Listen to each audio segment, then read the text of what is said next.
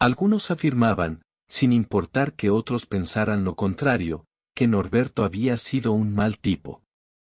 Que su trágica muerte había sido una revancha del destino, solo por haber hecho mal a mucha gente, sobre todo, a mujeres. Norberto, apodado cariñosamente, Cacho, solía ser el rey de la hipocresía, un arte que sabía embozar con la mentira verdadera, aquella que fuera tan cierta que hasta él mismo la creyese. Gustaba vestir con los mejores trajes, y una cadena que le llegaba hasta el tobillo. De ella pendía un manojo de llaves que guardaba en el bolsillo derecho de su pantalón. Pero esta cadena era un símbolo de distinción, aunque debía tener cuidado porque, al arrastrarla sobre el pavimento, a veces se desprendían pequeñas chispas. Si le preguntaban acerca de su estado civil, siempre contestaba que era separado, no existiendo el término divorciado. Para él, eso significaría que hubiera estado casado, alguna vez, siendo cosas que mejor olvidar. Esto sus amigos lo sabían, por eso el tema no veía la luz en las reuniones. Con excepción de alguien nuevo, que se hubiese agregado a último momento. Roberto era uno de esos casos. Había ingresado al círculo de amigos, acostumbrándose en la medida en que fuera entendiendo las bromas y los gustos acerca de las cosas que compartían. De mediana estatura, delgado, rozando los 40 años, Cacho tenía predilección por los tranvías.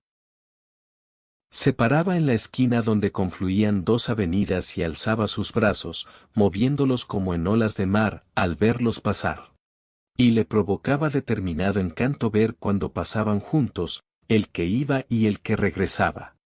Ver sus estructuras pintadas de verde o de azul, dependiendo la línea que fuera, y las catenarias que recorrían los cables tendidos que acompañaban el trazado de las calles, le remitía a sus años de niñez, cuando su abuelo lo llevaba a pasear. Roberto conoció a Cacho en una de esas reuniones. En principio, dudó en cómo catalogarlo. Había días en que apenas hablaba, y otros, en que relataba sus viajes a París y la compra de exquisitos trajes de última moda, al igual que sus camisas y sus corbatas. Los zapatos de cuero, impecablemente lustrados, lograban rivalidad en brillo, con la cadena que colgaba del cinturón. Roberto se preguntaba, en silencio, a qué se debiera la longitud extrema de esa cadena. Podía ver que llegaba hasta el tobillo. Una vez había comentado que le resultaba placentero oír el ruido de las llaves dentro del bolsillo de su pantalón. Y el bamboleo de la cadena, que debía ser de metal laminado en oro, yendo y viniendo entre sus muslos. Este balanceo le provocaba un asomo de excitación sexual, dado que, de acuerdo a cómo viniera el viento, la empujaba sobre su ingle, rozando su pene, el que, de inmediato, se despertaba, endureciéndose sin tardanza. Se jactaba de haber trabajado en una empresa la cual logró fundir, llevándose jugosa indemnización. Había ingresado como gerente de personal, habiendo presentado certificados apócrifos de estudios realizados en un par de importantes universidades. También fraguó una carta de recomendación de una academia cuya casa central estaba en Bulgaria, y de la cual se descubrió no solamente la no existencia de esa casa de estudios, sino además, el nombre del director que había firmado la nota. También llevó a la quiebra una fábrica de caramelos, habiendo presentado un título de ingeniero químico, aduciendo que contaba con una fórmula para la creación de dulces adictivos, los que, una vez probados, fuera imposible dejar de adquirirlos. Cuando los directivos descubrieron el fraude, les exigió un cuantioso resarcimiento económico, so pena de enviarles un abogado, el cual deberían pagarle hasta con los ladrillos. En este sentido, Cacho era un eterno indemnizado, poniendo su dinero a trabajar en los bancos y en la bolsa mercantil. El día en que conoció a Martita, la hermana de Roberto, era uno de esos acostumbrados de reunión de amigos. Había acompañado a su hermano hasta la puerta del bar, continuando su camino para el centro. Cacho la saludó, encontrándola una chica absolutamente encantadora. De estatura más baja que él, cabello negro cortito y una piel blanca sobre la cual resaltaban sus labios rojos, dibujando su eterna sonrisa. Al despedirla, durante toda la reunión quedó flotando, en la mente de Cacho, su imagen, despertándole interés en volver a verla. Se lo transmitió a Roberto, al finalizar el encuentro, una vez que quedaran a solas, en la calle. Cacho preguntó si Martita tuviera novio, a lo que Roberto respondió que, hasta donde supiera, nunca había salido con hombres. Cacho se apresuró a solicitarle el teléfono, para llamarla e invitarla a tomar algo y conversar. Esta idea pareció no entusiasmar demasiado a Roberto, pretendiendo poner varias excusas antes de ofrecérselo. Pero Cacho era muy insistente, a tal punto de ganarle a cualquiera con tal que se fuera de una vez. En un momento de duda, Roberto lo utilizó para imaginar que lo único que interesara a Cacho fuera tener sexo con Martita. Comenzó a buscar las palabras para afirmarle que aquello no sería factible, en la medida en que no tuviera su teléfono. Pero desechó este pensamiento ante la creencia que fuera imposible que dos hermanos no los compartieran. Con visible mal gesto facial, Roberto accedió y pronto vio como Cacho, con dedos temblorosos por la emoción, apuntaba el número en su teléfono. Quizás debiera advertirle a su hermana de esta situación, mas lo creyó inoportuno dado que era adulta y sabría desenvolverse con absoluta idoneidad y buen criterio. No culminó el día y ya Cacho estaba comunicándose. Evitando toda hipocresía, le contó la verdad, que le había pedido a su hermano el teléfono para ponerse en contacto e invitarla a tomar un café y charlar un poco. Martita se sorprendió al oírlo, sin embargo aceptó con la condición que eligiera un día, de lunes a viernes. A Cacho le dio igual, en la medida en que hubiese conseguido su propósito. Al llegar a su casa, Cacho debió encargarse de las tareas domésticas. Estas incluían levantar de la cama a Clorinda, su madre de 80 años, llevarla al baño a lavarla, cambiándole el camisón y la bombacha llena de excremento, darle una buena ducha y volverla a acostar, habiendo mudado, previamente, las sábanas de la cama. Clorinda hacía años que estaba postrada.